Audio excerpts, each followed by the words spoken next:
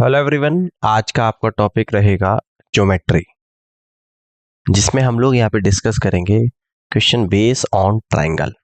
Triangle पर आधारित questions का डिस्कशन होगा। आज की क्लास का क्वेश्चन नंबर फर्स्ट को यहाँ पे समझते हैं। यदि त्रिभुज के कोण 1:2:3 के अनुपात में है तो सबसे छोटा कोण क्या है? देखिएगा, ट्राइंगल के तीनों कोणों का सम कितना होता है? 180 डिग्री, यानी कि sum of all angle in a triangle equal to 180 degree. इस तरीके से आप लोग, एक ट्राइंगल होता है जिसकी 3 साइड होती है और 3 एंगल होता है, और तीनों एंगल का सम आपका 180 डिग्री के बराबर होता है। क्वेश्चन देखिएगा, एंगल्स जो आप लोगों के दे रखे हैं, इनका रेशियो आपको दे रखा है यहाँ पे 1:2:3। तो इसको अगर कह दो कि 1x, इसको कह दो कि 2x, इसको कह दो कि 3x, तीनों का सम करूंगा 1x प्लस का 2x प्लस का 3x इक्वल टू 180 डिग्री। 1 और 2 3 3 3 6x इक्वल टू 180 डिग्री, यानी x इक्वल टू 30 डिग्री। तो सबसे छोटा एंगल क्या था आप लोगों का? 1x, और 1x की वैल्यू जो निकल कर यहाँ पर आई है, कितनी आई है? 30 डिग्री, जो कि ऑप्शन डी में है, और डी होगा इस क्वेश्चन का राइट आंसर। क्लियर? अब आगे की तरफ बढ़ते हैं, अगले क्वेश्चन को यहाँ पे समझते हैं। इसको देखिएगा यहाँ पे ध्यान से। यदि समबाहु त्रिभुज की एक भुजा 6√3 सेंटीमीटर है तो इसकी ऊंचाई क्या होगी? है ना? तो समबाहु त्रिभुज की ऊंचाई का फॉर्मूला होता है हाइट ऑफ, समबाहु त्रिभुज को बोलते हैं equilateral triangle, height of equilateral triangle equal to हो जाएगा √3 डिवाइड बाई 2 इंटू साइड। तो √3 डिवाइड बाई 2, साइड कितनी है? 6√3 है, 2 से 6 3 टाइम जाएगा। √3 इंटू √3 कितना होता है? 3, और इंटू 3 इंटू 3 यानी कि 9 सेंटीमीटर। तो आंसर आपको जो निकल कर यहाँ पर आएगा वो 9 सेंटीमीटर। ऑप्शन ए सवाल का करेक्ट आंसर बनेगा। ठीक है, आगे बढ़ते हैं, अगले क्वेश्चन को समझते हैं। समबाहु त्रिभुज PQR की भुजाओं के मध्य बिंदु x, y और z है। यदि त्रिभुज PQR की परिधि 24 सेंटीमीटर, तो त्रिभुज XYZ की परिधि क्या होगी, ये आप लोगों को बताना है। तो यहाँ पे हम लोग सबसे पहले एक समबाहु त्रिभुज PQR ड्रॉ कर रहे हैं। PQR, समबाहु त्रिभुज की सभी भुजाएं आपस में बराबर होती है, यानी PQ बराबर QR बराबर RP होता है ना? अब इनकी मध्य बिंदु हम लोग यहाँ पर ले रहे हैं, यानी PQ का x है, QR का y है, PR का z है, और मध्य बिंदु को यहाँ पर मिला रहे हैं। क्या कर रहे हैं? मिला रहे हैं। अब देखो, इस ट्राइंगल PQR की परिधि कितनी है? 24 है, यानी कि PQ प्लस का QR प्लस का RP इक्वल टू 24 सेंटीमीटर है। ठीक है ना? तो यहां से कह दूंगा PQ बराबर QR बराबर RP बराबर 24/3, यानी 8 सेंटीमीटर। ठीक है ना? 8 सेंटीमीटर है। अब बात समझना, अगर ये 8 सेंटीमीटर है, अगर PQ जितना होगा उसका हाफ हो जाएगा YZ, क्योंकि मध्य बिंदु है, तो यानी ये हो जाएगा 4 सेंटीमीटर। क्लियर है? QR जितना होगा वो हो जाएगा कितना? सॉरी, यानी यहां से हम लोग क्या कहेंगे, है ना? PQ QR RP तीनों की साइड 8 सेंटीमीटर निकल कर आ गई। अब मैं YZ निकालूंगा, यानी PQ के पैरेलल में हो जाएगा आप लोगों का, PQ पैरेलल हो जाएगा YZ। ठीक है ना? और यहाँ पे YZ की जो लेंथ निकल कर आएगी, ये आ जाएगी PQ की हाफ, क्योंकि मिड पॉइंट है। PQ 8 है, 8/2 यानी कितना आ जाएगा? 8/2 यानी कि 4 सेंटीमीटर, यानी कि YZ यहाँ पर 4 सेंटीमीटर आ जाएगी, है ना? सिमिलरली हम यहां से कह सकते हैं कि XZ इक्वल टू क्या हो जाएगा आप लोगों का, ये हो जाएगा क्यू आर के पैरेलल है क्यू आर बाई टू, है ना। तो ये भी हो जाएगा 8/2 यानी 4 सेंटीमीटर। अब इसके बाद हम लोग बात करेंगे एक्स वाई के बारे में। तो एक्स वाई हो जाएगा PR/2 यानी कि 8/2 यानी कि 4 सेंटीमीटर, ठीक है ना। तो यानी कि इसलिए हम लोग कह देंगे एक्स वाई जेड की परिधि तो कितने निकल कर आएगी, यानी कि X Y plus Y Z और प्लस का जेड एक्स, है ना। तो एक्स वाई आएगा 4, वाई जेड कितना आ जाएगा आपका 4 आएगा, और जेड एक्स कितना आएगा 4। 3 बार 4 4 को ऐड करेंगे तो आंसर जो आप लोगों का यहाँ पर निकल कर आएगा वो 12 सेंटीमीटर निकल कर आएगा, और यहाँ से आप लोग कह दोगे कि सी ऑप्शन सवाल का राइट आंसर बनेगा, ठीक है ना। तो इसलिए सीधे ये भी कह सकते हो कि अगर कोई इक्विलेटरल ट्रायंगल है, उसका पैरामीटर आप लोगों को दे रखा है, अगर उसके मिड पॉइंट को मिलाकर एक ट्रायंगल बना रहे हैं, तो उस नए बने ट्रायंगल जैसे कि एक्स वाई जेड का पैरामीटर इक्विलेटरल ट्रायंगल का हाफ होगा। यानी यहाँ पे कहेंगे कि parameter of X Y Z equal to parameter of P Q R divided by 2 यानी कि 24/2 इक्वल टू 12 सेंटीमीटर। कितना हो जाएगा 12 सेंटीमीटर, यानी सी ऑप्शन सवाल का राइट आंसर बनेगा। क्लियर हो गई बात। इस तरीके से आप लोग यहाँ पे कर सकते हैं। अब आगे बढ़ते हैं, अगले क्वेश्चन को यहाँ पे समझते हैं। त्रिभुज ABC और त्रिभुज PQR समरूप है, समरूप यानी सिमिलर है, उनके परिधियां क्रम से 36 और 24 है, PQ 10 है, तो AB की वैल्यू आप लोगों को बतानी है, यानी कि परिधि आपको दे रखी PQ 10 है तो AB बताना है। तो यहाँ पे हम लोग कहेंगे कि parameter of triangle ABC divided by parameter of triangle PQR equal to, PQ 10 है तो PQ किसके सिमिलर होगी, AB के, है ना। तो यहाँ पर आ जाएगा आपका AB अपॉन PQ। तो इनका जो पैरामीटर दे रखा आप लोगों को, यानी 36/24 इक्वल टू AB आपको निकालना है, AB अपॉन PQ कितना दे रखा है, 10 दे रखा है। तो 4 9 36, 4 6 24, 3 से 9 3 बार, 3 से 6 2 बार, क्रॉस मल्टीप्लाई। तो यहाँ से कहेंगे AB बराबर 10 गुणा 3 डिवाइडेड बाई 2, 2 से 10 5 बार जाएगा और 5 दिए 15 सेंटीमीटर। तो इस तरीके से आप यहाँ से कह देंगे कि फर्स्ट ऑप्शन सवाल का राइट आंसर बनेगा। AB की जो लेंथ निकल कर आएगी वो 15 सेंटीमीटर आएगी, पहला ऑप्शन सवाल का आंसर होगा,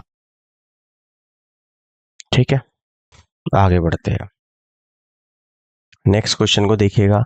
त्रिभुज ABC में बिंदु D और E क्रम से भुजा AB और AC पर है, ताकि DE पैरेलल BC है, AD is to DB equal to 3:1 है, EA बराबर 3.3 सेंटीमीटर है, तो AC का मान ज्ञात करिएगा, ठीक है।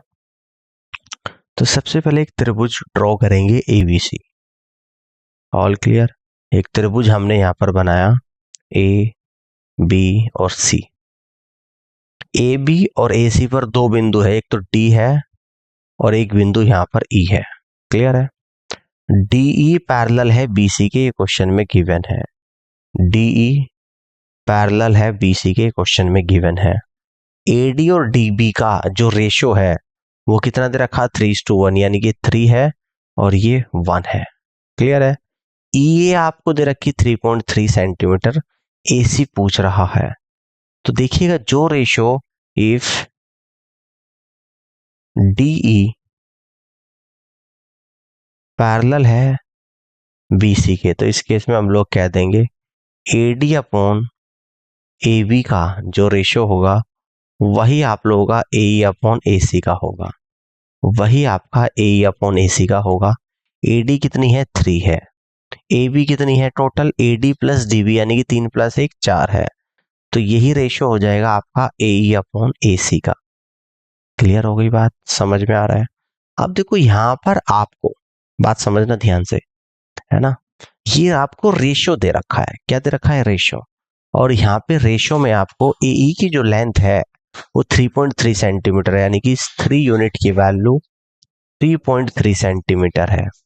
तो इस 4 यूनिट की वैल्यू कितनी आ जाएगी, है ना, तो कितने का मल्टीपल है यहाँ पे, आप कहोगे 1.1 का, तो यहाँ पर भी 1.1 का मल्टीपल करोगे तो 4.4 सेंटीमीटर निकल कर आ जाएगा। तो यहाँ से आप लोग कह दोगे कि एसी की जो लेंथ निकल कर आएगी वो 4.4 सेंटीमीटर निकल कर आएगी, और सी ऑप्शन सवाल का करेक्ट आंसर बनेगा। C is the correct answer of this question. Clear है, आगे बढ़ते हैं, नेक्स्ट क्वेश्चन को समझते हैं। इसको यहाँ पे देखिएगा, यदि एक समकोण त्रिभुज का न्यून कोण 55 डिग्री है तो दूसरे न्यून कोण का मान क्या होगा, है ना। सबसे पहले समकोण त्रिभुज का एक न्यून कोण 55 है तो दूसरा बताना है ना। तो समकोण त्रिभुज में एक तो 90 डिग्री एंगल बन ही गया, मैं मान लेता हूं यहाँ पे लेट दी सेकंड एक्यूट, न्यून कोण को बोलते हैं acute angle triangle is theta, है ना। तो एक एंगल तो न्यून कोण का समकोण त्रिभुज का 90 डिग्री हो गई, समकोण त्रिभुज में एक एंगल 90 होता है, एक एंगल आप लोगों को यहाँ पे 55 गिवन है और तीसरा थीटा मान लिया, और ट्रायंगल के तीनों कोणों का सम 180 होता है। 90 और 55 यानी 145 प्लस थीटा इक्वल टू 180, यानी कि थीटा इक्वल टू 180 माइनस का 145, यानी कि थीटा इक्वल टू 35 डिग्री।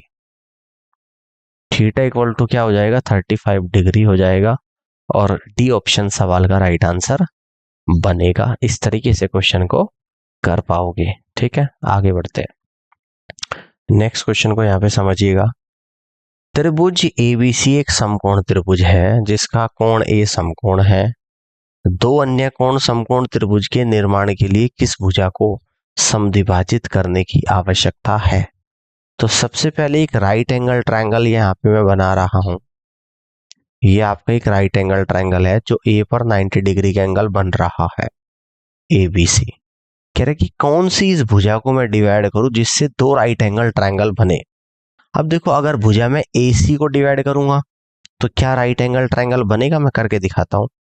इसको मैं डिवाइड कर रहा हूं तो ऊपर तो ट्रायंगल बन रहा, नीचे तो क्वाड्रिलेटरल बन रहा, तो नहीं बन रहा है, तो इसका मतलब नहीं बनेगा। समझ आई बात, नहीं बनेगा। अब अगर मैं अगली भुजा यानी किसको, ए बी को अगर डिवाइड करूं, तो अगर मैं ए बी को यहां पर डिवाइड करूं तो एक ट्रायंगल तो बनेगा, दूसरा क्वाड्रिलेटरल तो नहीं बनेगा। यहां से भी बात नहीं बनेगी, यहां से भी बात आप लोगों की यहां पे नहीं बनेगी। ठीक है ना। अगर भुजा में बीसी को डिवाइड करूं इस तरीके से, बीसी को डिवाइड करूं, क्या ट्रायंगल बनेगा, बिल्कुल बनेगा। मान लो कि डी पॉइंट पर डिवाइड कर रहा हूं तो ये भी एक 90 डिग्री एंगल होगा और ये भी 90 डिग्री, तो यहां पर दो ट्रायंगल बन जाएंगे, यानी कि एंगल ए डी बी बनेगा। एक तो ट्रायंगल ए डी बी बनेगा और एक ट्रायंगल बनेगा ए डी सी, है ना। तो ये दो ट्रायंगल बन रहे हैं और दोनों 90 डिग्री के समकोण त्रिभुज बन रहे हैं। तो किस भुजा को डिवाइड करना पड़ेगा, तो बीसी को आपको यहाँ पे डिवाइड करना पड़ेगा, और डी ऑप्शन सवाल का राइट आंसर होगा। ठीक है ना, यहां तक की बात समझ में आ गई है, इस तरीके से आप लोग कर सकते हैं। क्लियर है, आगे बढ़ते हैं, नेक्स्ट क्वेश्चन को यहाँ पे समझते हैं। इसको देखिएगा कि निम्नलिखित में से कौन समकोण त्रिभुज की भुजाएं है ना। तो समकोण त्रिभुज की भुजाओं का कैसे पता लगता है, ये मैं आप लोगों को बता देता हूं। देखिएगा, ये आप लोगों का एक समकोण त्रिभुज है, राइट एंगल ट्रायंगल। ये ए पॉइंट है, बी पॉइंट है, सी और बी पर राइट एंगल ट्रायंगल है। ए बी भुजा को ए मान लेता हूं, बी सी को बी मान लेता हूं और सी ए को सी। तो समकोण त्रिभुज वह होता है जिसमें पाइथागोरस थ्योरम लगेगी, यानी कि C square equal to A square plus B square के बराबर होता है ना। ये क्या होती है, आपकी पाइथागोरस थ्योरम होती है, यानी हाइपोटेन्यूज का स्क्वायर, हाइपोटेन्यूज का square equal to perpendicular square, perpendicular का स्क्वायर और प्लस बेस का स्क्वायर, ठीक है ना। हाइपोटेन्यूज का square equal to perpendicular square plus base का स्क्वायर, तो ये पाइथागोरस थ्योरम होती है और ये आपका राइट एंगल ट्रायंगल होता है। आप देखो तीन साइड यहाँ पर दे रखी, जो बड़ी साइड होती है वो होती है आपकी हाइपोटेन्यूज। तो यहाँ पर देखेंगे फर्स्ट वाली में, यानी 85 का स्क्वायर इक्वल टू 84 का स्क्वायर और प्लस 13 का स्क्वायर। अगर left hand side right hand side के बराबर है तो ये आपका एक समकोण त्रिभुज की भुजाएं होगी। तो सबसे पहले मैं 85 का स्क्वायर करूंगा, 85 इंसू 85। किसी भी नंबर के अगर अंत में 5 आ रहा है तो उसका स्क्वायर कैसे करेंगे, 5 इंटू 5 25 आ जाएगा। कितना आएगा 25। अब 8 से अगला टर्म कितना होता है 9, 8 गुणा 9 करूंगा, 8 गुणा 9 होता है 72, यानी 85 का स्क्वायर आपका निकल कर आएगा 7225 इक्वल टू। अब मैं 84 का स्क्वायर करूंगा, 84 गुणा 84। अब 84 का स्क्वायर करने के लिए क्या करूंगा, 84 में एक ऐसा नंबर जोड़ो अपना एक डिजायरेबल नंबर जिससे इजी हो जाए कैलकुलेशन। अगर मैं कहूँगी 16 ऐड करूंगा तो 100 आएगा। अब इसमें से 16 माइनस करूंगा, 68 बचेगा। 68 की 100 में मल्टीप्लाई करूंगा तो 6800 आएगा। अब यहाँ पे 16 का स्क्वायर कर दूंगा यानी कि 256 आ जाएगा। 6 आएगा, 5 आएगा, 0 यानी 7056 आ जाएगा और 13 का स्क्वायर 169। तो 7225 इक्वल टू, इनको ऐड कर दूंगा, 9 6 15, एक बचेगा 6 5 11, एक 12 का 2 तो एक और एक 2 और 7, यानी कि left hand side right hand side के बराबर है। तो यहाँ से पता लगा कि फर्स्ट ऑप्शन ही सवाल का आंसर होगा। तो यहाँ से आप लोग कह दोगे कि first is the right answer. और ये जो साइड्स है 84 13 और 85, ये समकोण त्रिभुज की भुजाएं है, तो ऑप्शन ए सवाल का राइट आंसर होगा। नेक्स्ट क्वेश्चन को यहाँ पे समझते हैं, इसको देखिएगा। आरेख में m जो है वाई जेड का मध्य बिंदु है, ठीक है। एक्स एम जेड 32 डिग्री है, एक्स वाई जेड 16 डिग्री है, कोण एक्स समकोण त्रिभुज है। तो एक्स जेड वाई का मान आप लोगों को बताना। देखिए ये ट्रायंगल इस तरीके से बना रखा, मैं आपको समझाता हूं। ये एक ट्रायंगल है, ये इसका एक्स पॉइंट है, ये वाई है, ये जेड है और ये जो एम है ये मिड पॉइंट है, यानी कि वाई एम बराबर एम जेड, ठीक है ना। तो एक्स एम जेड यानी कि ये एंगल 32 डिग्री गिवन है। एक्स वाई और जेड ये 16 डिग्री गिवन है। इसके बाद कोण एक्स समकोण त्रिभुज है। अब देखो ट्रायंगल एक्स वाई और एम का एक्सटीरियर एंगल हो जाएगा 32 डिग्री, तो ये एंगल भी आप लोगों का निकल कर आएगा 16, है ना। 16 समझ में आ गई। ट्रायंगल एक्स एम और वाई का एक्सटीरियर एंगल 32 होगा और 32 एक्सटीरियर एंगल क्या होता है, sum of opposite of two interior angle. तो यानी कि एक 16 है तो दूसरा भी 16 होगा। पूरा एंगल 90 है, ये पूरा 90 है, तो ये एंगल निकल कर आएगा 90 माइनस 16। तो 90 माइनस 16 कितना होता है आप लोगों का, तो आप कहोगे यहाँ पे 74 डिग्री।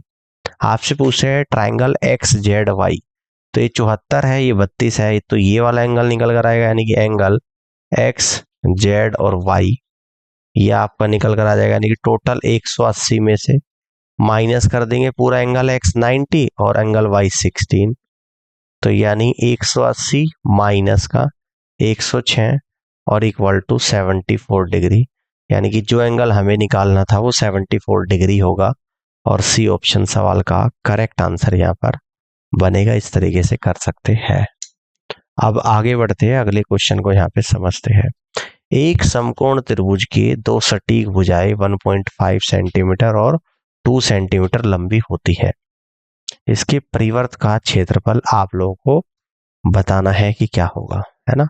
परिवर्त का यानी कि एक समकोण त्रिभुज में ड्रॉ करता हूँ आप लोगों के लिए यहाँ पे, यह आप लोगों का समकोण त्रिभुज है ना। एडजेक्सेंट साइड, सटीक भुजा क्या होती है, एडजेक्सेंट साइड।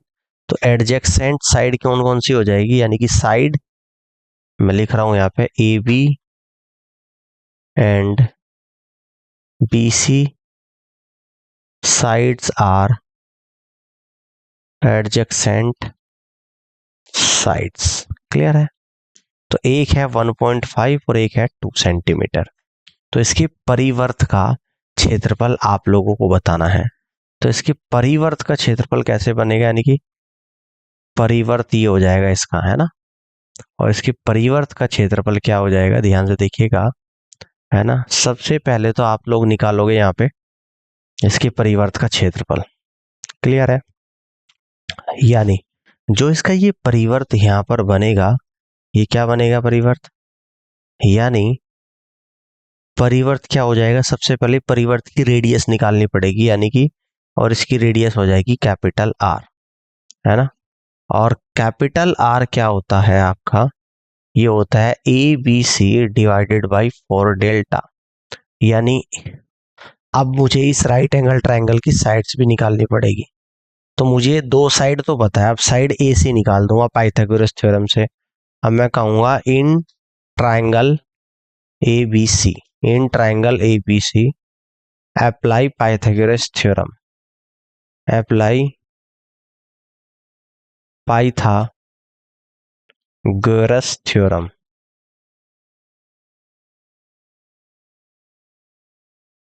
ठीक है ना। तो यहाँ पर ए सी का square equal to A B का स्क्वायर और प्लस का बी सी का स्क्वायर, ए सी का स्क्वायर इक्वल टू 1.5 का स्क्वायर और प्लस 2 का स्क्वायर, 2.25 प्लस 2 का स्क्वायर 4 यानी 6.25। A C equal to square root of 6.25 यानी कि 2.5 सेंटीमीटर। ठीक है ना। तो देखिएगा एक साइड 2 है, बी साइड आपकी 1.5 है और तीसरी साइड आपकी निकल कर आई 2.5। तो ये 2.5 है divided by 4 into area of triangle 1/2, base 2 है और हाइट 1.5 है। 1.5 से 1.5 जाएगा, 2 से आपका 2 जाएगा, 2.5, 2 से 4 आपका 2 बार और 2.5/2 निकल कर आ गया 2.5 डिवाइडेड बाई 2। तो यहाँ पे कहेंगे 1.25 सेंटीमीटर सरकम रेडियस निकल कर आएगी। तो यहां से आप लोग कह देंगे area of circumcircle, circumcircle equal to pi capital R square. तो पाई कैपिटल यानी कि 1.25 का स्क्वायर सेंटीमीटर स्क्वायर। तो 125 का स्क्वायर कितना होता है, 15,625 और 4 अंकों के बाद डेसिमल यानी कि 1.5625 पाई सेंटीमीटर स्क्वायर इस क्वेश्चन का करेक्ट आंसर यहाँ पर बनेगा। ये करेक्ट आंसर यहाँ पर बनेगा और आप लोग कह दोगे कि C is the right answer of this question, और इस तरीके से आप क्वेश्चन को सॉल्व कर सकते हैं। ठीक है, बात समझ आ रही है। अब आगे बढ़ते हैं और अगले सवाल को यहाँ पर समझते हैं। नेक्स्ट क्वेश्चन को यहाँ पे देखिएगा ध्यान से। ए बी सी एक समकोण त्रिभुज है जिसमें एंगल ए 90 डिग्री है, ए बी बराबर 6 सेंटीमीटर, ए सी बराबर 8 सेंटीमीटर। वृत्त की परिधि क्या होगी जिसका केंद्र ओ त्रिभुज के अंदर है, यानी कि एक राइट एंगल ट्राइंगल यहाँ पर है, एक राइट एंगल ट्राइंगल है यहाँ पे इस तरीके से। एंगल ए 90 डिग्री है, ए बी और सी। ए बी आप लोगों का 6 सेंटीमीटर है, ए सी आप लोगों का 8 सेंटीमीटर है। ठीक है ना। जिसका केंद्र ओ है, जिसका केंद्र ओ त्रिभुज के अंदर है। ठीक है ना, समझ में आ रही है बात।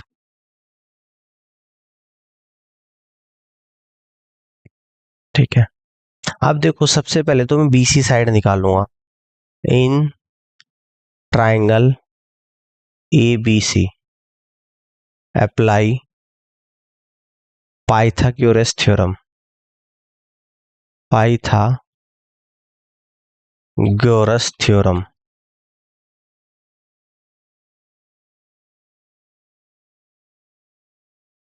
गोरस थ्योरम यानी कि बी सी का square equal to A B का स्क्वायर प्लस ए सी का स्क्वायर, बी सी का square equal to A B का स्क्वायर 6 का स्क्वायर, ए सी का स्क्वायर यानी कि 8 का स्क्वायर। तो यहाँ पर निकल कर आ जाएगा आपका बी सी का स्क्वायर इक्वल टू 6 का 36, 8 का 64 इक्वल टू 100। बी सी बराबर square root of 100 equal to 10 centimetre. ये आप लोगों का यहाँ पर 10 सेंटीमीटर आएगा, है ना, समझ में आ रही है। अब यहाँ से इस वृत्त की परिधि आप लोगों से पूछ रहा है ना, इसकी परिधि आप लोगों से यहाँ पर पूछ रहा है। क्लियर है, ध्यान से देखिएगा। कह रहा है कि what will be the parameter of a circle whose centre O is inside the triangle, है ना। तो इसके अंदर एक सर्कल है और इसके अंदर एक सर्कल बन रहा है।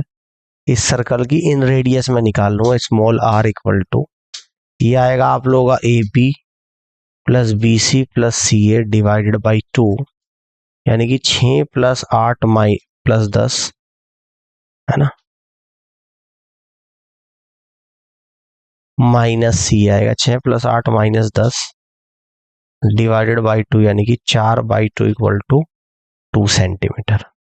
तो परिधि निकालेंगे, यानी कि सरकमफ्रेंस ऑफ सर्कल,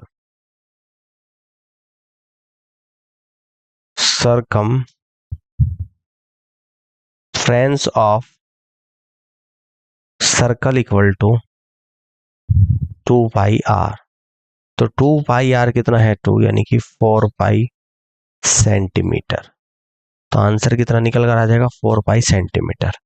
ठीक है, तो इस तरीके से आप लोग कह दोगे सरकमफ्रेंस ऑफ सर्कल आपकी 4 पाई सेंटीमीटर निकल कर आएगी, और यही इस क्वेश्चन का राइट आंसर भी होगा। आगे बढ़ते हैं, अगले क्वेश्चन को समझते हैं। इसको देखिएगा, त्रिभुज एबीसी में बिंदु डी और ई क्रम से भुजाओं ए बी और ए सी पर स्थित है। डीई आधार बीसी के समानांतर है। ओ बिंदु बी और सी डी का प्रतिच्छेदन बिंदु है। एडी अनुपात डीबी 4:3 है। तो डीओ और डीसी का अनुपात आप लोगों को बताना है। तो यहाँ पर एक ट्राइंगल आप लोग बनाएंगे, त्रिभुज एबीसी। ये ए है, ये बी है, ये सी है। यहाँ पर कोई डी पॉइंट है और यहाँ पर कोई ई पॉइंट है। क्लियर है, ए बी और ए सी पर स्थित है। ठीक है ना। डीई जो है वो पैरेलल है, डीई पैरेलल है किसके, बीसी के। क्लियर।